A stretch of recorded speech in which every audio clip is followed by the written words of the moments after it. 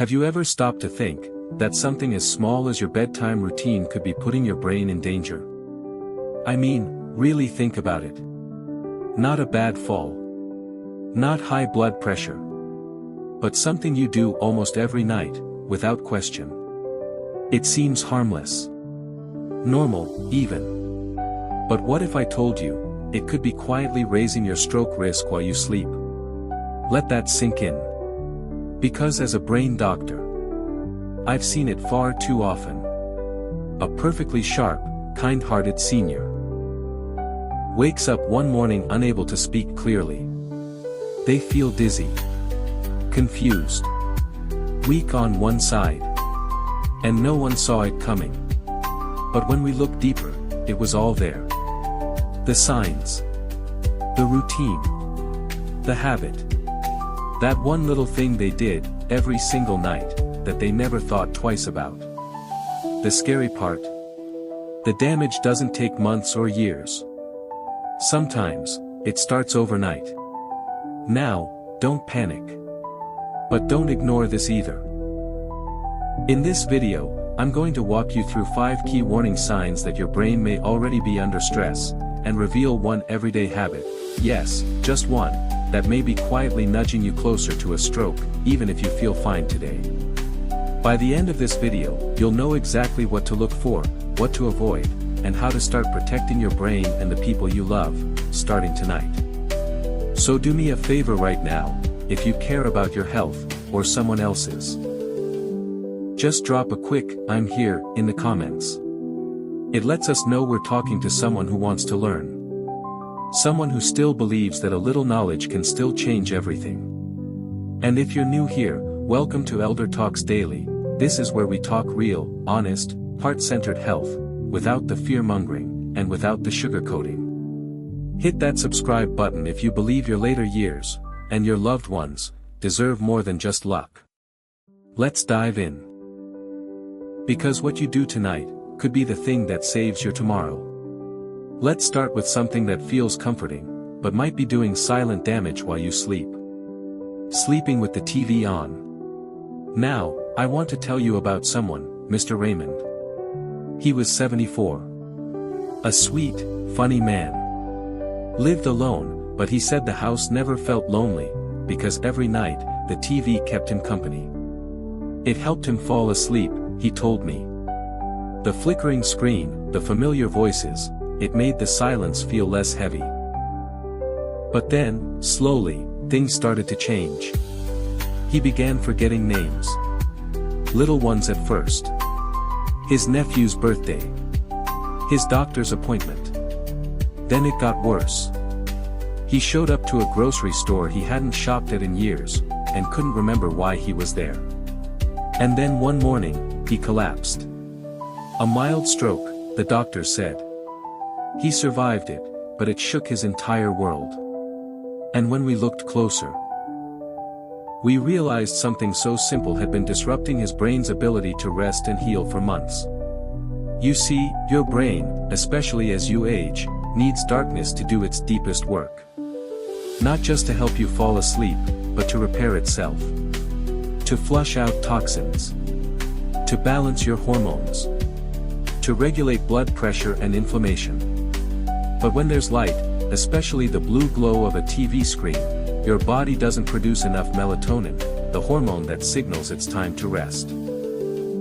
Instead, it kicks in cortisol, the stress hormone. It keeps your body slightly alert, your blood vessels tighter, your heart working harder than it should. And when that goes on night after night, the risks stack up. Interrupted sleep.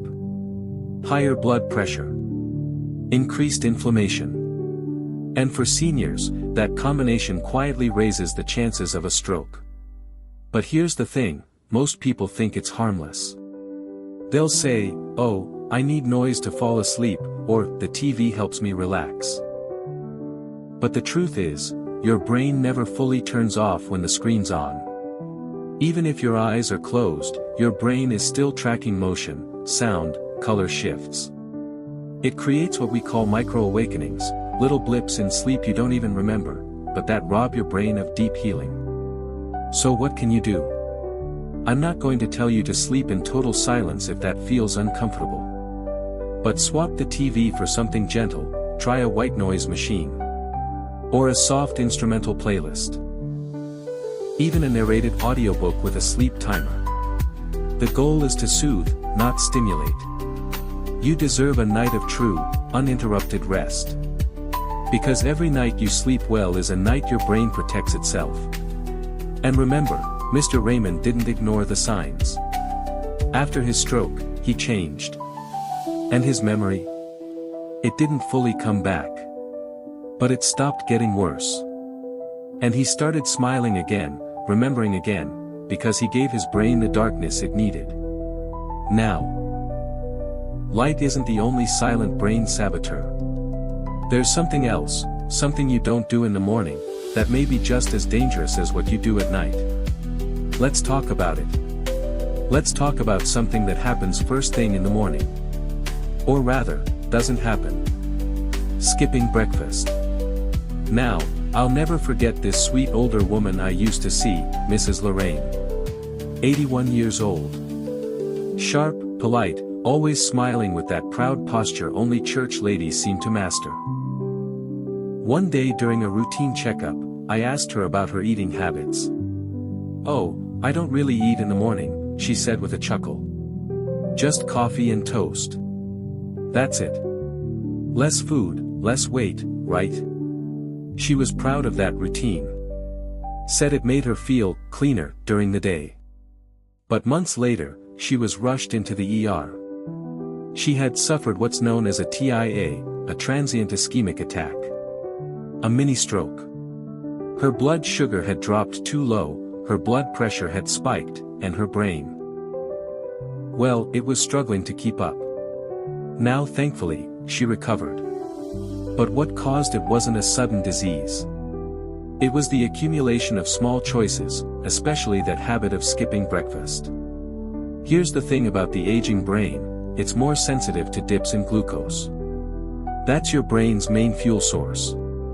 And when you skip breakfast, especially after a full night without eating, your body goes into a stress response.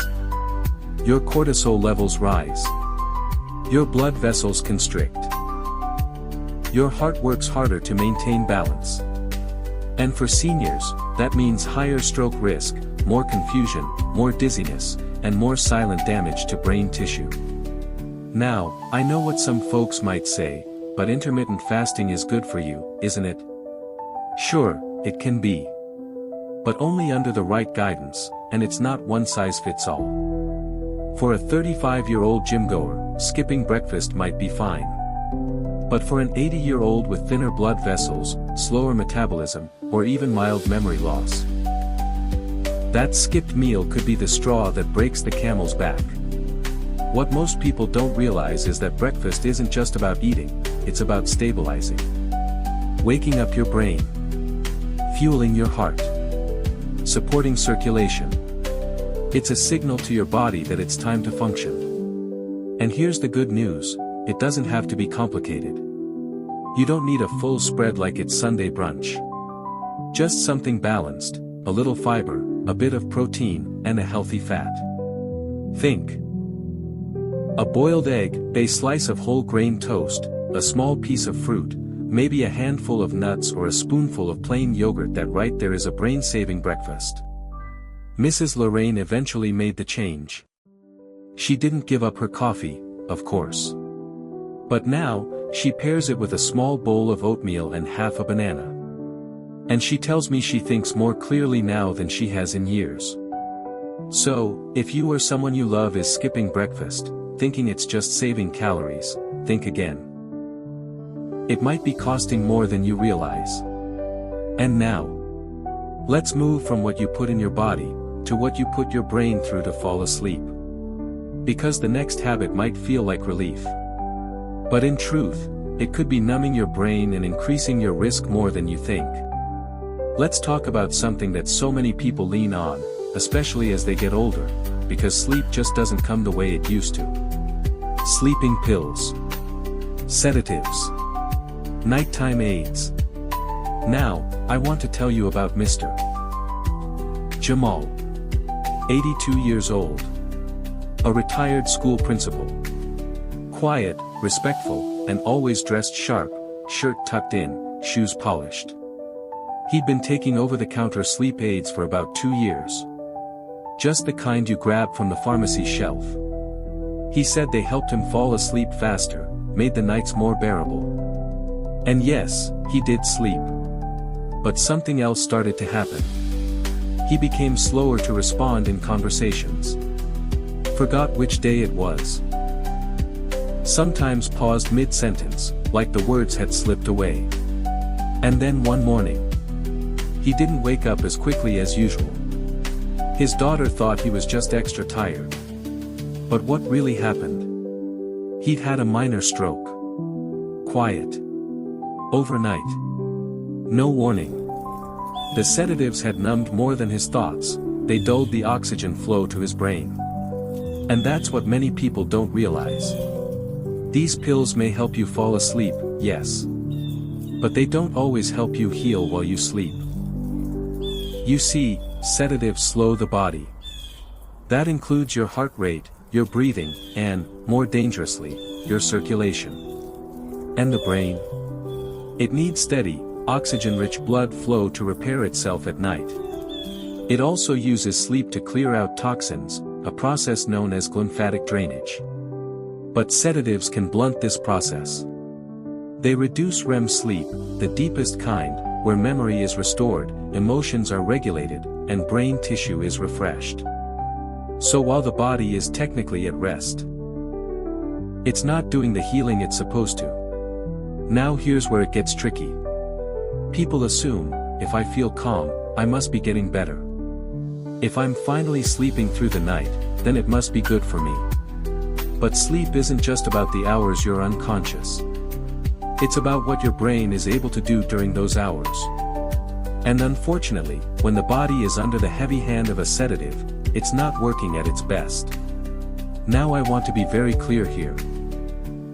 I'm not saying all sleep aids are evil. Sometimes, in short-term situations, they're helpful. But when they become a daily ritual, unquestioned, automatic, that's when the danger creeps in. So what's the alternative? Start by having a real conversation with your doctor. Let them know what's going on. Don't hide it. Don't feel embarrassed. And look into gentler methods that can support sleep without harming the brain. Things like magnesium supplements, which help relax the muscles and nervous system. Melatonin, a natural hormone that tells your body it's time for rest. And for chronic insomnia, consider CBTI, cognitive behavioral therapy for insomnia. It's drug-free, practical, and highly effective, especially in seniors. Mr. Jamal made that switch. He started small, chamomile tea before bed, light stretching, journaling his worries. And slowly, the fog lifted. His clarity came back. He wasn't just sleeping. He was healing. So if you or someone you love has been leaning on that little white pill just to get through the night, pause. Ask why. Ask if it's really helping, or just masking. Because sometimes, the quietest risks, are the ones we swallow without thinking. Now, this next habit is even more subtle. It doesn't come in a bottle. It doesn't come from a pharmacy. It's something that's probably in your hand right now. Let's talk about it. Let's be honest for a moment. How many of us check our phones, just one last time before bed? Maybe it's Facebook.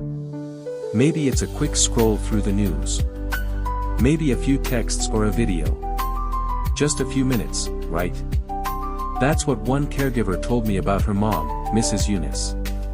She said, Mom can't sleep unless she scrolls through her Facebook feed. It relaxes her. But over time, she noticed something. Mrs. Eunice became more irritable. She forgot small things more often, what she just read, why she walked into a room. She started waking up tired, almost dizzy, like her body had slept, but her brain hadn't. It wasn't aging. It wasn't coincidence. It was screen time, right before bed. Here's what many people don't realize. The light coming from your phone isn't just light. It's blue light, a specific wavelength that confuses your brain into thinking it's still daylight. When that light hits your eyes, especially in the evening, it tells your body, stay alert. Don't release melatonin yet. That means your natural sleep signal gets delayed. Your brain stays in go mode, even when your body feels tired. Now combine that with what you're actually doing on the phone, scrolling, reading, reacting, watching videos. And your brain? It's flooded with dopamine, the chemical of stimulation and reward. Even if you put the phone down after a few minutes, your mind stays busy. You lie in bed physically still, but mentally, you're on high alert. And when sleep finally comes, it's shallow. It's interrupted. You miss the critical REM sleep, where your brain processes memories, balances emotions, and clears waste proteins. Now, this isn't just about feeling groggy in the morning. Night after night, that poor sleep quality adds up. It causes plaque buildup in the brain, increases inflammation, raises blood pressure, and ultimately contributes to stroke risk, especially in seniors. And the worst part? We think it's helping. We say things like, it's just how I unwind. I need a distraction. It helps me fall asleep. But here's the truth, it may help you fall asleep, but it robs you of the kind of sleep that heals. So what can you do? Set a phone curfew, just like we do with kids. No screens for at least 1 hour before bed. Use that time to wind down the right way, a physical book, gentle stretching, journaling your thoughts, listening to soft instrumental music or a calming podcast. Let your brain know, it's safe to slow down now. Give it quiet. Give it space. Because your brain can't repair itself while it's still scrolling through the noise of the world. Mrs. Eunice tried it. At first, it felt strange, she missed her nightly scroll. But within a week, she was sleeping deeper. Remembering better. Even her mood lifted. So if the phone has become your nighttime crutch, take a pause. Ask yourself, is this helping me feel better tomorrow? Or just distracting me tonight? And now, there's one more habit we need to talk about. It's not about what you do before bed. It's about what you don't do when you wake up. And it might be the most ignored, and dangerous, sign of all. Let's go there next. Now let's talk about something that happens while you're sleeping, but starts before you even close your eyes. Waking up dehydrated. There was an older gentleman I met once, Mr. Benson. He lived a simple life. Loved gardening. Ate well. Took his walks. One morning, he woke up feeling dizzy, weak in his legs. And had this strange tingling sensation in his hand. He brushed it off as, just old age. But later that morning, he stumbled getting out of the shower, and his wife rushed him to the hospital. He'd had a minor stroke, quiet, during the night. The doctors ran all the usual tests. No history of heart disease. No diabetes. Blood pressure.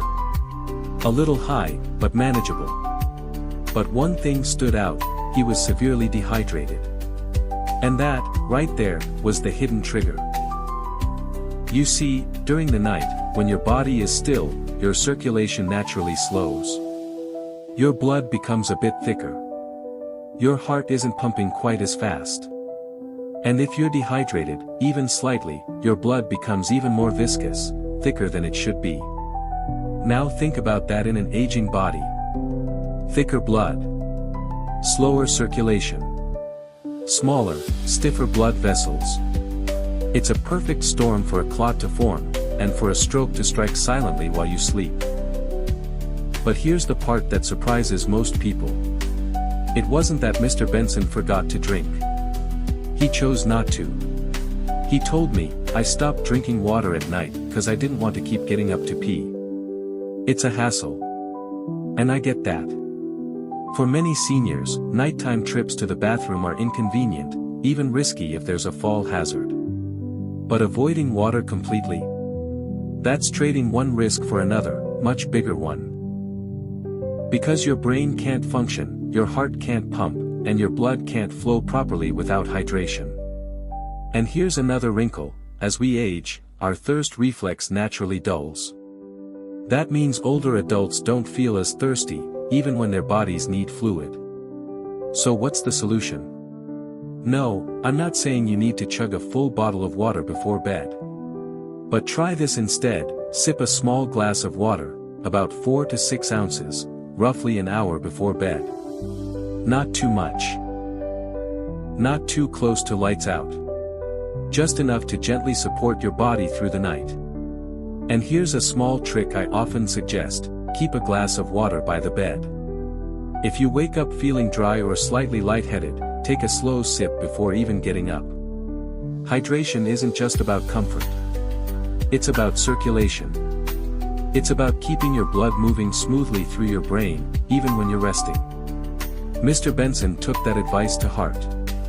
He started managing his hydration more deliberately. Sipping during the day, timing small glasses in the evening. He hasn't had another incident since. He still gardens. Still smiles. Still tells me that tiny cup of water saved my mornings. So if you're waking up groggy, foggy, maybe even dizzy, don't just chalk it up to age. Your body might be trying to whisper something important. And a few sips of water, thoughtfully timed, could be the difference between a slow morning and a silent emergency. Now, we've talked about what you do before sleep, during sleep, and after you wake. But how do you process all this? Because I know it's a lot. So let's take a moment and really talk about what this all means for you and your loved ones. I know it's a lot to take in. It's honestly terrifying to think that something as simple as falling asleep to the TV, or skipping a piece of fruit in the morning, could lead to a stroke. It feels unfair, doesn't it? Because these aren't reckless choices. They're habits. Habits built over time. Habits rooted in comfort. In survival. We do them to feel a little more at ease, to fill a quiet moment, to make life just a little simpler. But here's the truth most people never hear: these habits aren't harmless. They're quiet. They're subtle. But over time, they can become silent risks, gently, slowly pulling your health in the wrong direction without you ever realizing it. And that can feel heavy. Overwhelming. Even hopeless. But don't let it be. Because the moment you become aware, you are no longer helpless. You're not sitting in the dark anymore. You're equipped. You're prepared. You've been given sight, and that alone already puts you ahead of the risk. Now that you know what to watch for, you get to act. Not tomorrow. Not next year. But tonight. Take a quiet look at your evening routine. Take a gentle look at your parents' habits. Ask the hard question: what small thing can I change to make things safer? Because sometimes, the most powerful choice you'll ever make for your health isn't in a hospital. It's in the living room. Or in the kitchen. Or at the edge of your bed before you fall asleep. It's in turning off the TV. Drinking a glass of water. Putting the phone down. Choosing eggs instead of just coffee. Asking your doctor about that sleeping pill. Small things. But they stack up. They protect. They give your brain the space to heal, to function, to stay sharp and strong for the years ahead. And here's something I need you to hear: you don't need to be perfect. You don't need to flip your whole routine overnight. You just need to be present. To be attentive. To be loving, with yourself, and with those around you. That alone. That awareness, that care, that love. It can save a life. Maybe even your own. So if all of this feels like a lot, just take one step tonight. One small change. Because the truth is, most strokes don't make a grand entrance. They creep in through the cracks of routine. But now, you know where those cracks are. And that, my friend, is how healing begins. Let's take a moment to breathe. And quickly review what we've uncovered today. These weren't just random habits. These are 5 silent routines that, if left unchecked, can quietly raise your risk of stroke, especially as you age. Here they are again. 1. Sleeping with the TV on. Seems harmless, but it interrupts your brain's healing process every single night. 2. Skipping breakfast. You may feel like you're saving time or calories, but your brain is starving for the fuel it needs to function. 3. Overusing sedatives or sleeping pills. They may bring silence to the body, but they can block your brain from entering the kind of sleep that truly restores. 4. Late night phone scrolling, that glowing screen in your hand. It's tricking your brain, disrupting your sleep, and slowly eroding your mental clarity. 5. Waking up dehydrated. A dry body leads to thick blood, poor circulation, and a higher risk of clots forming while you sleep. Each one sounds small. Each one seems easy to dismiss. But over time, they can take a toll on your brain and your life. So let me ask you this: have you or a loved one dealt with any of these habits? Have you noticed the effects? Or maybe you found a better bedtime routine that works for you? Share it below in the comments. Because your story, your lesson, might be the exact thing someone else needs to hear today. And we read every word. This community is built on care, on wisdom, and on helping each other make it through the later years with strength and dignity. Now, if this video helped you, even just a little, consider subscribing to Elder Talks Daily. We're not here for hype. We're here for truth, kindness, and thoughtful guidance through every season of aging. We share gentle, research-backed tips each week that are designed to protect your mind, strengthen your body, and support the people you love most. And finally, let me say this: thank you. Thank you for being the kind of person who listens, who wants to learn, who chooses to care, not just for yourself, but for the people around you. You may not wear a stethoscope or have medical training, but the care you give, the attention you show, that's what saves lives. So until next time, stay informed, stay loving, and I'll see you, right here again, on Elder Talks Daily.